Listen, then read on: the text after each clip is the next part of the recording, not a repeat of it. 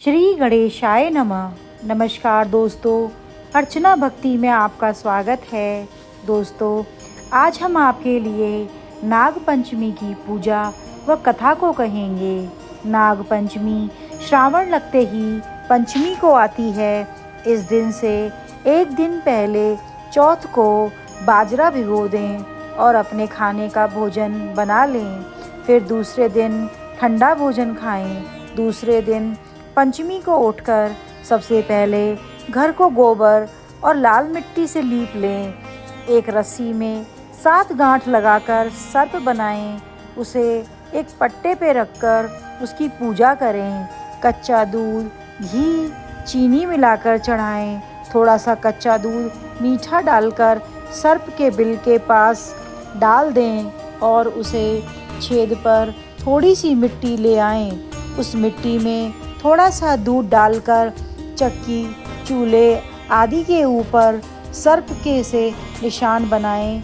उनको कच्चा दूध, भीगे हुए बाजरे और घी से पूजा करें।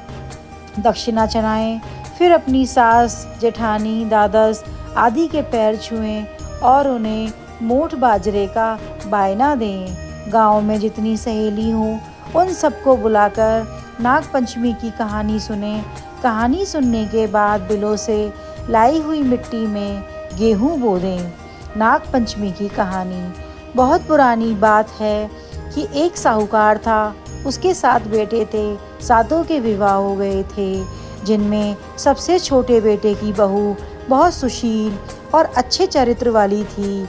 एक दिन सबसे बड़ी बहू सबसे छोटी बहुओं से बोली, चलो आज पीली मिट्टी खोद लाएं, क्योंकि हमें अपना घर लीपना है।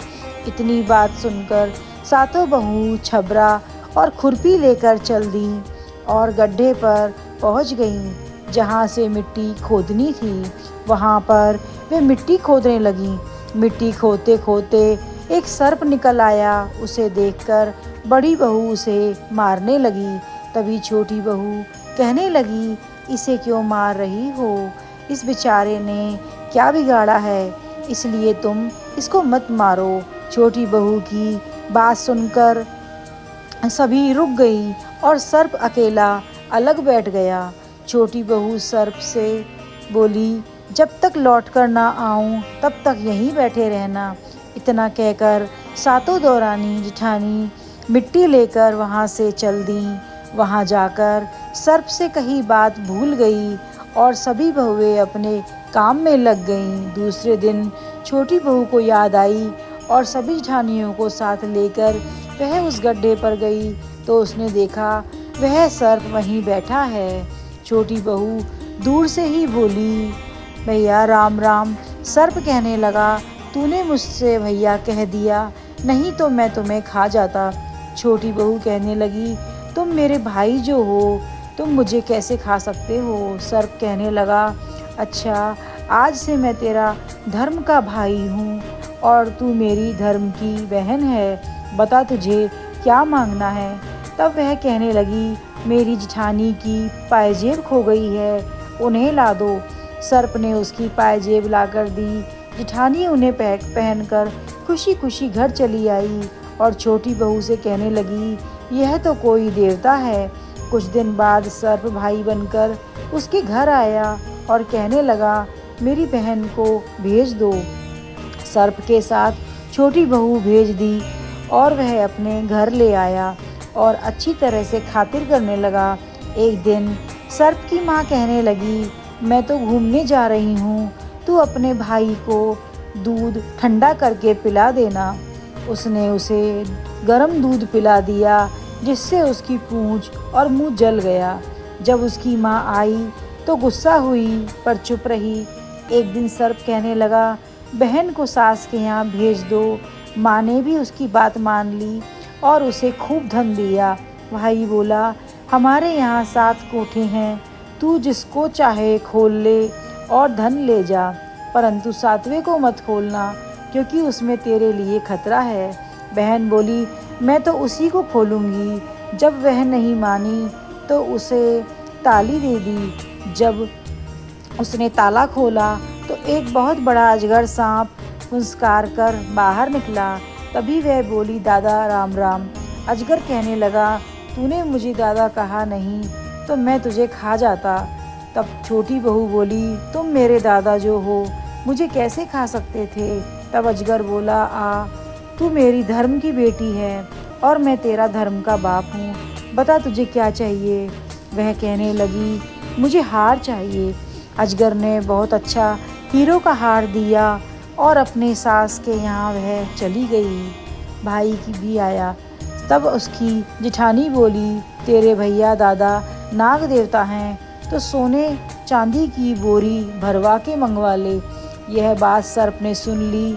इसको सुनकर वह घर आया और माँ से कहने लगा, माँ, बहन ने इस तरह से कहा है, मैं तो वहाँ सोने चांदी की बोरी भरकर पहुँचा आऊँ। उसने 5 सोने की बोरी 5 चांदी की बोरी भरकर बहन के यहाँ भिजवा दी। जब वह दोबारा गया तब फिर जिठानी कहने लगी कि अगर तुझे देन झाड़ना है तो भाई से सोने चांदी की झाड़ू मंगवाकर उससे झाड़ ले।